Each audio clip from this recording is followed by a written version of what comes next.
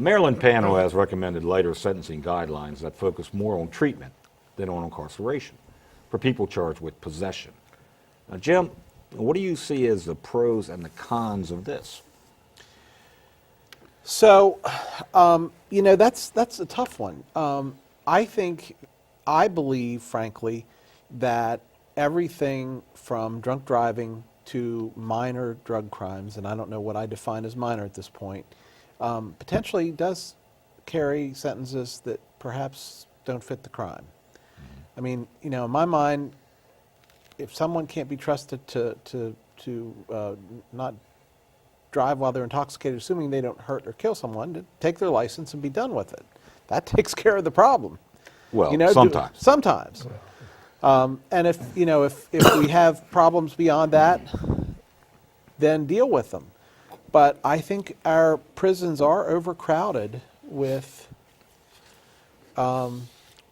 people that maybe shouldn't be there, and the question becomes, what do they learn? What happens to those people when they should get the slap on the wrist and they're getting the bat to the head? Well, and I think what And ended how up does that happening. affect their future? Let's keep in mind here. I don't mean to cut you off, Colin.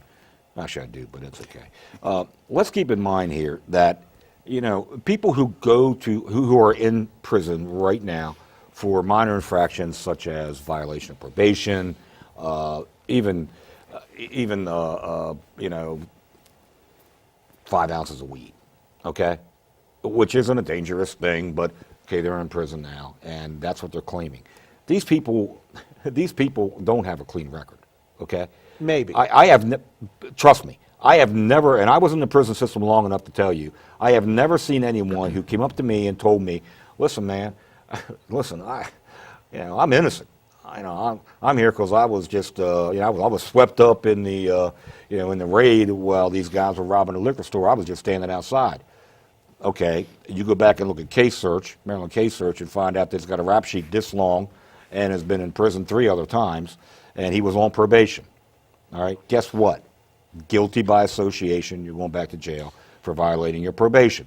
So most people who enact a victimless minor crime, such as possession, all right, don't end up in jail the first time. They just don't. Okay, so I mean, unless in this country, okay, unless you murder somebody, rape somebody, or kill somebody by accident, although they could figure there was another way that could have happened, but you don't go to jail the first time. I mean, it's really there are more people in jail, probably in our federal penitentiaries, for white-collar crimes than there are for people who have committed small crimes, and it's their first time in the system. Yeah, well, 60% of the prisoners in the Maryland prison system are a result of parole or probation violations. 60%. But of the them are parole and probation violations oftentimes are being caught with possession or failing a drug test or things Guess of that what? nature. Then you're wrong, Colin. Well, you're no, but wrong there- for being. If you went into your No, but probation there's officer a and they basic peed you and you're philosophical- dirty, guess what? There's You're a wrong. basic philosophical issue, which is what the point of this conversation is, which is we went through this process with the Rockefeller laws, where we came up with this 3 strikes you're out, these draconian laws that we're going to throw everybody in prison. Guess what? It's not working. Absolutely. Our And prison it's very population expensive. has swollen to the point where it's unsustainable. We either build more prison and turn them over to private enterprises to mine people for 2-3 cents an hour to produce stuff, which I'm not entirely sure as a society is a direction we should go into.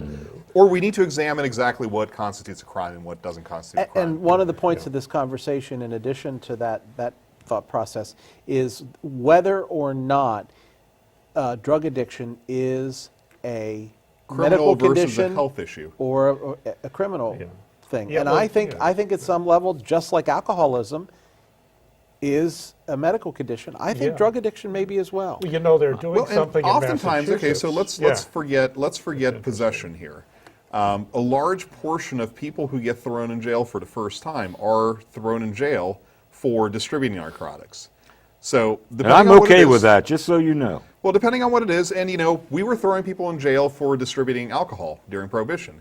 I'm not saying that if something is a crime, we shouldn't treated as such. What I'm saying is we need to re-examine what is a crime and what isn't a crime. Well, Yeah, we well, also yeah. need to re-examine what the impact of that sentence is for that low, for somebody trying to make a point.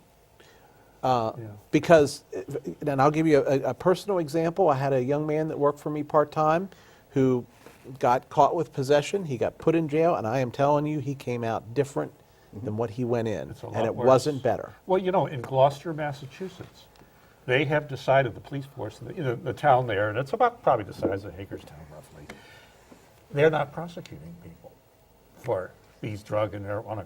They're simply putting them, they're sentencing them, to, treatment Treatment and community service. in things. And so far, it's been working very well. And they have some success stories in terms of the lack of recidivism. People are actually not going back to things. So it's a Well, in trade-off some with places money, but, like Colorado and Washington, they just Yeah. went ahead and legalized it and taxed it. Yeah. Well, I sit on the board of Phoenix Health, which is a treatment center. Yeah. Okay, and we believe in treatment. Okay, I wholeheartedly believe in treatment, and I believe that that's the way you need to go. But here's some statistics. Some of these things that they're putting in place will reduce the prison population by almost 4,000 people over the next decade. That's only 400 people a year. Okay, it's not a huge amount. But here's my problem: when they reduce these beds by 400 a year, and they're releasing people because of age and things like that, instead of 65 to going down to 60. Where are these people going to go to work? What's going to happen when they get on the outside, and everybody says, we don't want to do anything with you because you're a convicted felon. So just so you know, there has to be a more holistic there, approach to the entire there process. actually is a It's a- plan for that someplace. And and there's- I'll fill you in on that sometime. Yeah, and there's the other side of my argument. There's the other side of my argument, though, in terms of number one, is it a medical issue or a criminal issue?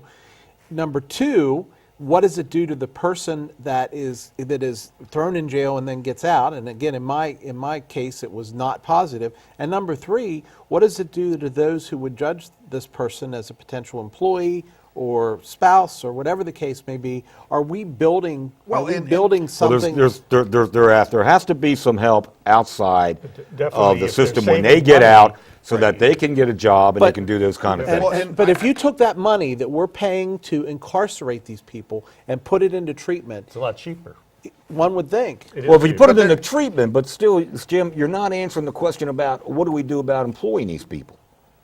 Well, that's See, a that's larger issue. it's a huge It's issue, 4,000 but it's people, one. 6 million in Maryland. But, Okay, you know, that's 4,000. they There's lower- probably, they there's probably lower the 2,000 people standard. down at the prison here. They lower I the mean, standard on what is a felony. It seems like they keep lowering the standard on what is a felony. Felony used to be up here, misdemeanor used to be down here. Now it's Well, and there's a bigger problem, which is that outside of everything that we're talking about is how much focus is that taking away from real crime? So we wouldn't have this issue if we weren't incarcerating these Absolutely. people for these types of low-level crimes in the first place, that whether they're victimless or not, whether they're in distribution or possession, we can have that conversation. But we have rapists, we have murderers, we have people Armed on the robbers, we streets have- that yes. need to be, they deserve to have that full attention of our prison system. But and we're maybe they're spitting in getting the wind. lost. Yeah, they're getting lost in the weeds because we're Absolutely. dealing with this other group of people. That in other we words, shouldn't be Bruce, in the you're first wrong. place. Actually, I'm not wrong, but that's okay.